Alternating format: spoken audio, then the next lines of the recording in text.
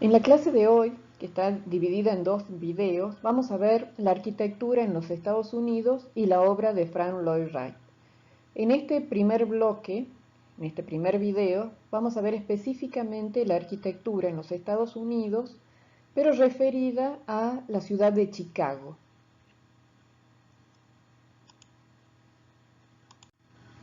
Chicago fue fundada hacia 1833 aproximadamente, luego de que se proyectó un canal fundamental para unir el lago Michigan con el río Illinois, para poder facilitar el transporte de cargas a través de los grandes lagos ubicados al norte de Estados Unidos, con los ríos y posteriores canales que se construyeron para llevarlos hacia el Atlántico. La ciudad de Chicago tuvo un crecimiento poblacional extraordinario durante el siglo XIX. Esto gracias al desarrollo industrial y al desarrollo del transporte, tanto fluvial como ferroviario, que se dio a mitad del siglo XIX.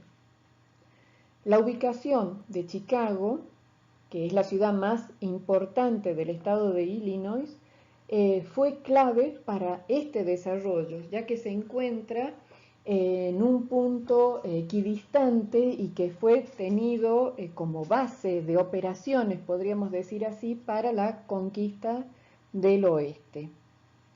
Podemos ver en estos números cómo va creciendo la ciudad de Chicago y cómo llega hacia 1900 con 1.700.000 habitantes, una de las ciudades con mayor crecimiento en el mundo. La Guerra de Secesión, que se realizó, como ustedes sabrán, entre 1861 y 1865, fue una guerra entre los estados del norte, que eran estados representados por la Unión, representados por Abraham Lincoln, y eran los estados industrializados. Y los estados del sur, que eran de una economía agraria, denominados como la Confederación, y que eran partidarios de la esclavitud. Esta contienda, que culmina en 1865 con el triunfo de los estados del norte, y es lo que termina dando este nombre al país, Estados Unidos de Norteamérica, va a ser clave para el futuro desarrollo de esta nación y el triunfo de este modelo económico que era el de la industrialización. Y aquí fueron claves los inventos que fueron empleados incluso en la guerra, como el ferrocarril y las cañoneras de poco calado, es decir, que podían andar por los ríos, fueron claves para el triunfo de los estados del norte.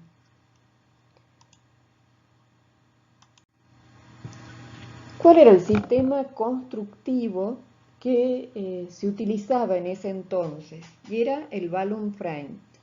Es un sistema estructural de madera, es decir, liviano, con listones de pequeña sección de 2 por 4 pulgadas, es decir, de 5 por 10 centímetros, que se ubican en un entramado cada 60 centímetros. Esta estructura se va a sentar sobre una losa de hormigón o bien sobre un entramado de madera, pero de vigas de hasta 30 centímetros. El desarrollo industrial va a propiciar que se puedan unir con clavos, aquí ya en el siglo XIX, en lugar de las espigas o los tarugos de madera que se usaban anteriormente. Este es un sistema normalizado y modular, de muy fácil ejecución, no requiere de mano de obra especializada y de gran rapidez para el montaje. El cerramiento final se suele realizar en madera con distintos aislamientos puede quedar con un revestimiento de madera o bien se le puede hacer algún tipo de revoque. Esta es la construcción típica que se realiza en los Estados Unidos, que se realizó y que se realiza incluso en la actualidad. En 1871 se produjo en Chicago el gran incendio, lo que se conoce como el gran incendio de la ciudad, que duró 3 días y donde hubo grandes consecuencias.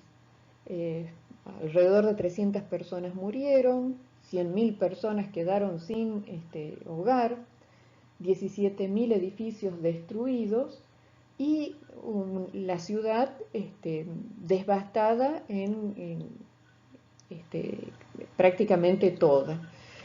Y esto sucedió porque la mayoría de las construcciones estaban realizadas en mampostería y en madera, con lo cual el fuego se propagó fácilmente, pasando incluso el río, traspasando la barrera que podría haber sido del río Chicago.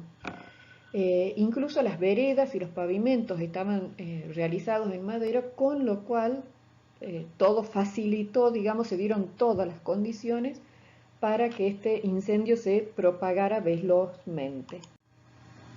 Aquí podemos ver un plano de la ciudad de Chicago de 1834 aproximadamente, cuando es fundada por estos primeros colonos, que primero fueron franceses y después ingleses, y podemos ver cómo la ciudad se desarrolla próxima, este es el lago, próxima al lago y entre el río Chicago y el lago, y después se va extendiendo, traspasando los límites del río, tanto hacia el norte como hacia el oeste.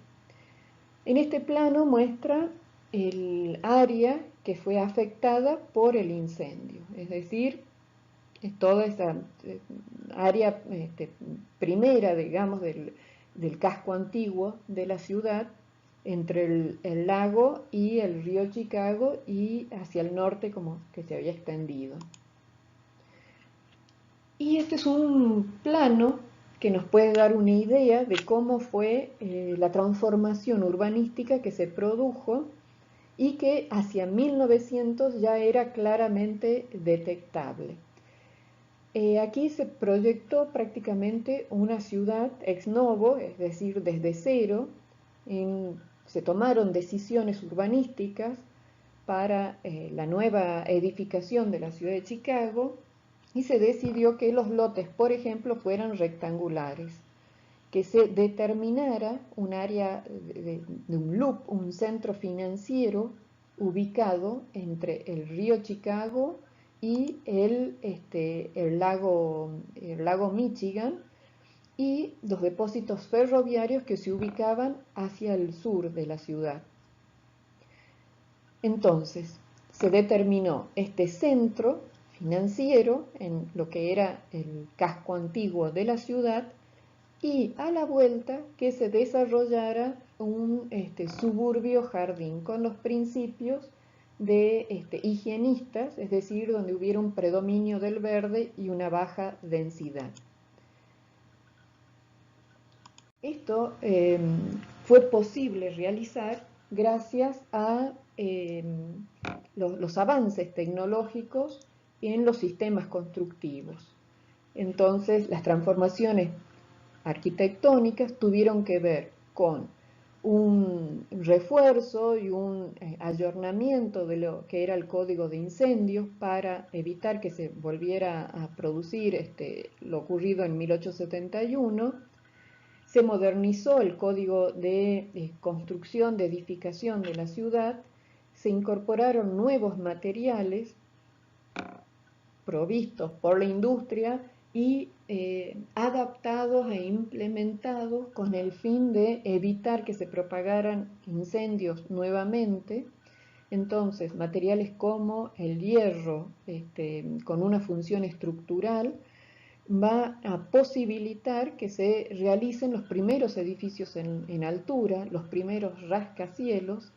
Luego se van a incorporar el hormigón armado y el acero, lo que va a posibilitar que obtener mayores alturas todavía, y aquí también fueron claves los nuevos inventos, como por ejemplo el del ascensor, porque un edificio de 3-4 pisos se podía subir por las escaleras, pero un edificio de 10-12 pisos ya necesitaba de otro elemento para llegar a los pisos superiores. Entonces el invento del ascensor aquí fue clave, lo mismo que el del teléfono y el del correo neumático, que era un sistema de tuberías que permitía enviar paquetes livianos, papeles, de un piso a otro o entre locales de un mismo nivel.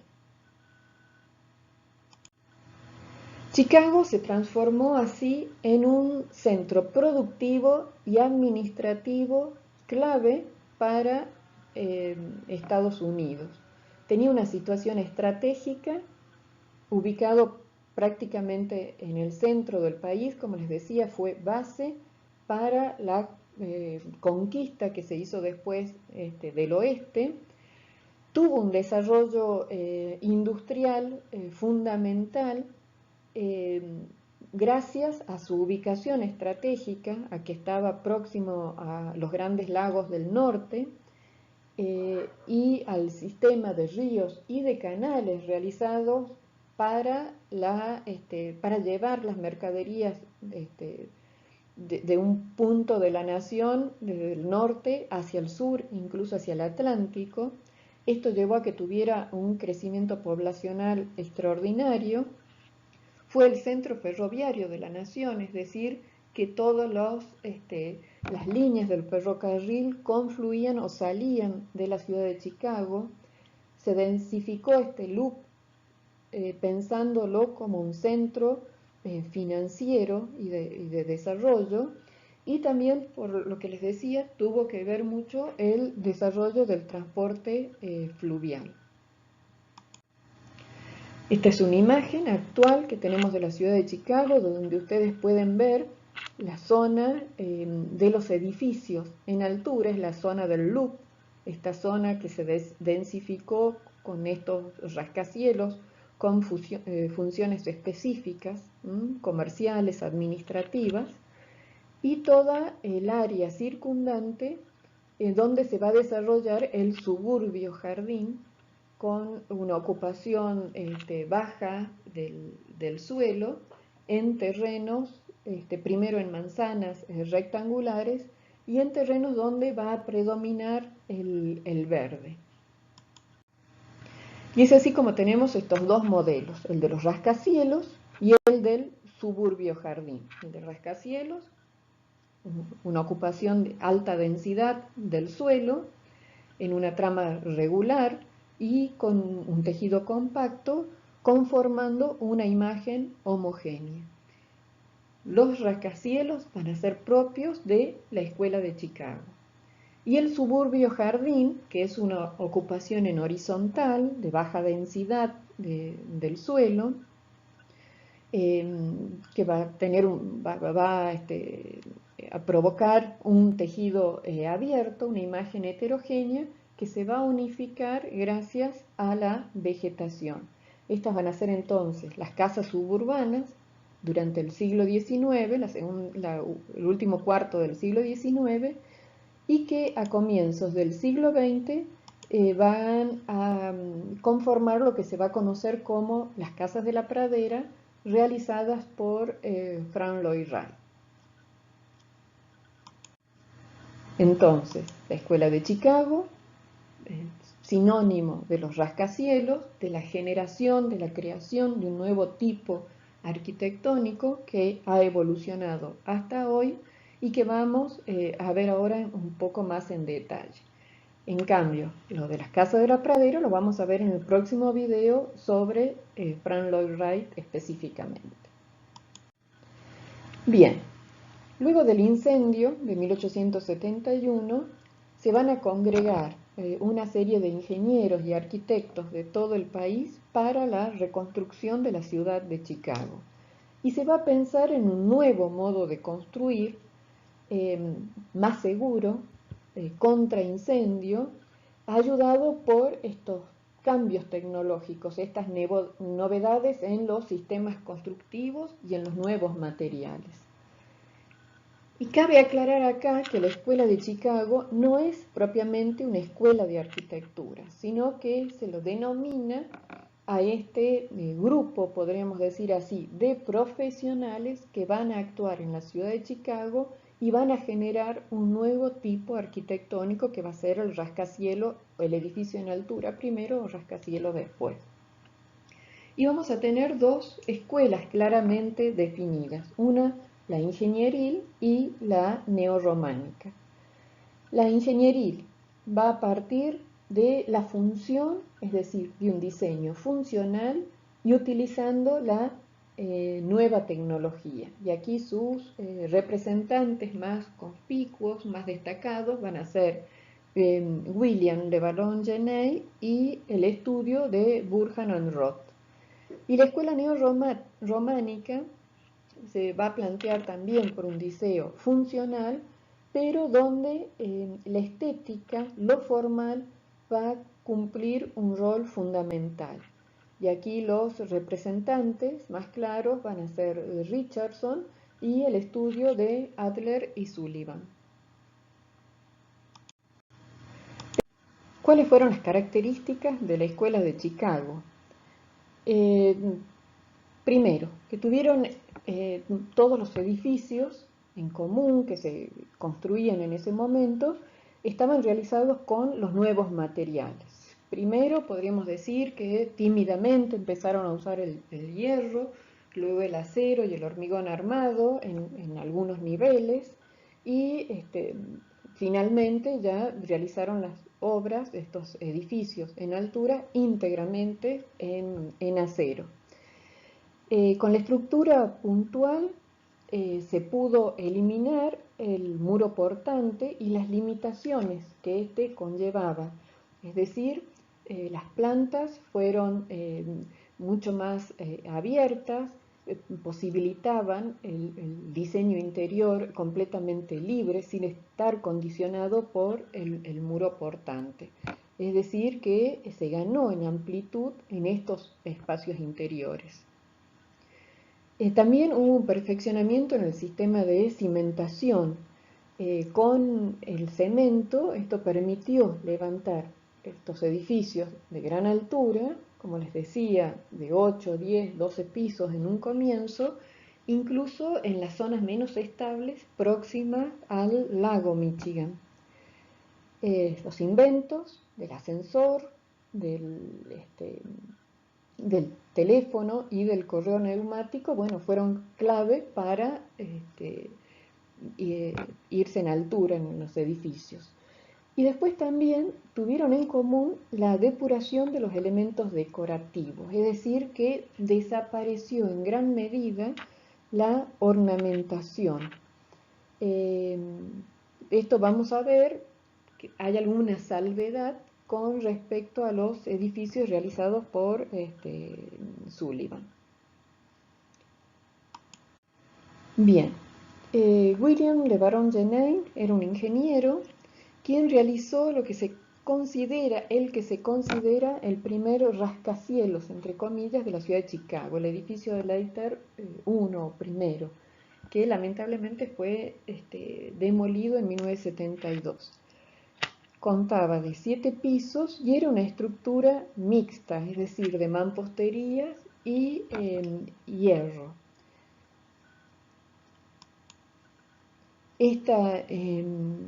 Aquí podemos ver en la planta cómo la estructura puntual de hierro permite tener esta planta prácticamente libre. Y todo lo que son servicios y escaleras se ubican en los muros medianeros a la vuelta, liberando lo más posible la planta. El Leiter II, también por Le Baron-Genet, es un edificio con estructura de acero, ya tiene perfiles de acero galvanizado. Tiene un piso más que el anterior, y tiene una composición de 8 tramos que se puede ver claramente en el frente, enmarcada por las pilastras.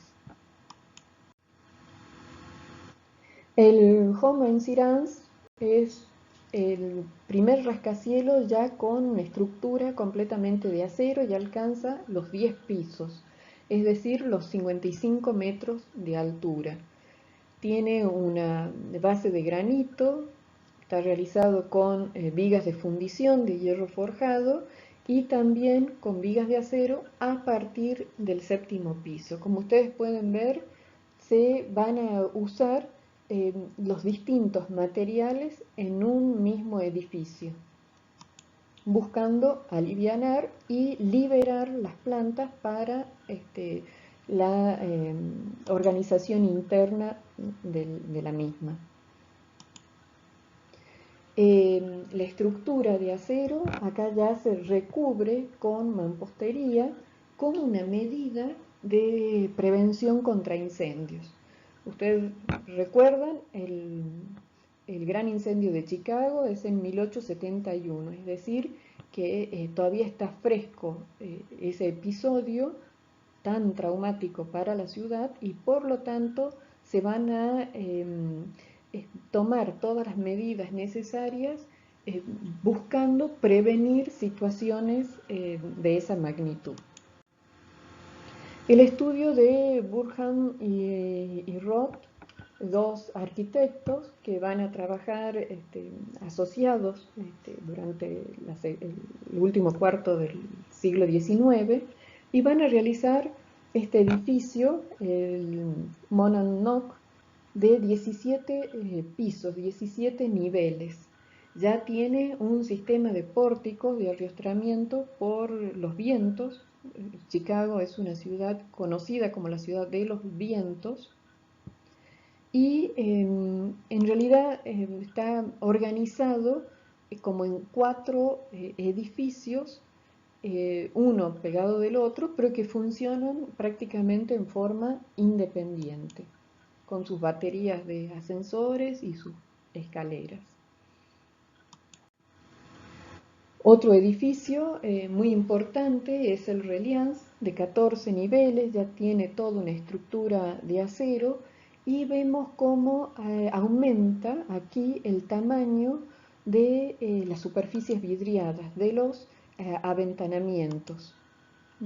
La planta también, gracias a la estructura puntual, es lo más libre que se puede conseguir, y cómo se sigue con ese concepto de agrupar hacia la medianera las circulaciones y los sanitarios, por ejemplo, las áreas de servicio.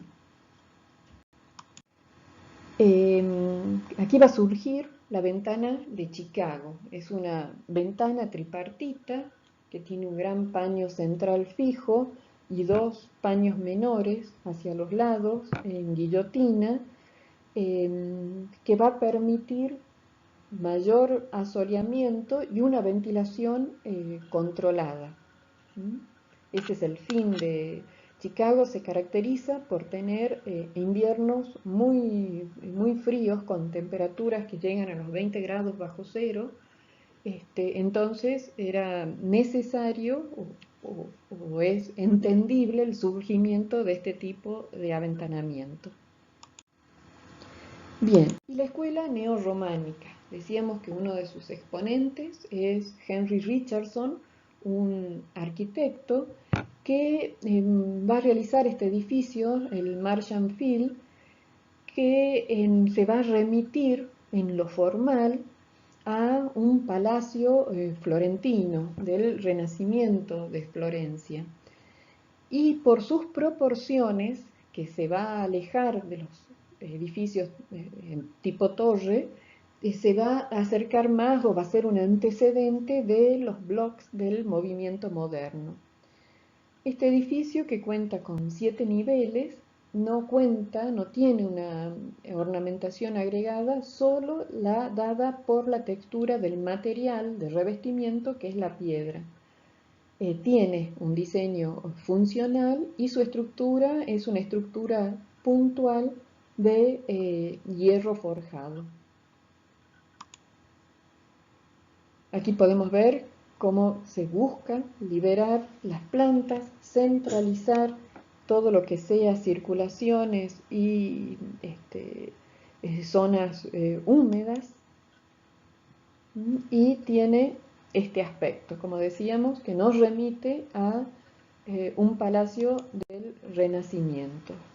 Y Louis Sullivan va a ser otro personaje clave en esta escuela, de la escuela de Chicago, en la escuela neorrománica, porque él también va a realizar estos tipos de rascacielos, en este caso el edificio Schiller de 1891 de 17 niveles, pero que va a tener una decoración orgánica más próxima al Art Nouveau que se está desarrollando por esos años, y va a tener la particularidad que va a dividir el edificio en 3 tramos, es decir, en base, fuste y capitel, a la manera de una columna clásica. Este edificio va a contener en su interior un auditorium, una sala de espectáculos, para lo cual la estructura puntual va a ser fundamental para poder liberar ese espacio central de cualquier tipo de apoyo. Y vemos el tratamiento que tiene cada una de las partes a la manera, como les decía, de una columna clásica, y cómo esa ornamentación aplicada, en este caso en el ático, en la parte superior, se aproxima, está muy de acuerdo, muy en correspondencia con la ornamentación del Art Nouveau que se desarrolla justamente por esos años. El Prudential Guarantee va a ser un edificio con una estructura de perfiles laminados de acero que se van a recubrir con un material ignífugo, es decir, contra incendios. Y al exterior se va a revestir con ladrillos. Nuevamente esa composición tripartita en la fachada, a la manera de una columna clásica. Y algo similar ocurre con los almacenes Carson, Pirie & Scott, un edificio realizado ya a finales del siglo XIX, de 12 pisos de altura, también con una estructura puntual de acero y hormigón armado. En los niveles inferiores encontramos el hormigón armado, y donde en los 2 pisos inferiores se van a desarrollar los almacenes y van a estar diferenciados y caracterizados desde el exterior por un tratamiento especial en esos 2 niveles, en hierro fundido, en una ornamentación muy floreal, muy Art Nouveau. Y en los niveles superiores van a funcionar oficinas, con lo cual el tratamiento ya es absolutamente diferente, muy sobrio. Se va a utilizar la ventana de Chicago, esa ventana tripartita. La esquina va a tener un tratamiento también particular, curvilíneo. Se va a jerarquizar esa esquina. Los servicios, las circulaciones se van a colocar hacia las medianeras para tratar de liberar al máximo la planta. Y esta es la imagen que tiene actualmente el edificio, con estos 2 niveles inferiores, con este tratamiento, esta ornamentación en hierro floral absolutamente próxima al Art Nouveau. Y durante el siglo XX vamos a ver la pervivencia de esta estructuración en lo formal de los edificios en altura de los rascacielos, es decir, ese tratamiento diferencial de las bases, el fuste y el capitel. Por supuesto, con otro lenguaje, con otros materiales, pero donde podemos distinguir que sigue vigente esa estructuración en cuanto a lo formal. Es así como llegamos a este punto en el que hemos visto la Escuela de Chicago y la creación de un nuevo tipo arquitectónico, como es el rascacielos, que evoluciona hasta el presente, con alturas insospechadas a fines del siglo XIX, esas alturas insospechadas a las que llega en la actualidad, y dejando esto de lado, habiendo superado la Escuela de Chicago, en el próximo video vamos a ver las casas de la pradera, es decir, estas casas que las desarrolla Frank Lloyd Wright en el suburbio jardín, en las afueras de la ciudad de Chicago, como otro modelo arquitectónico.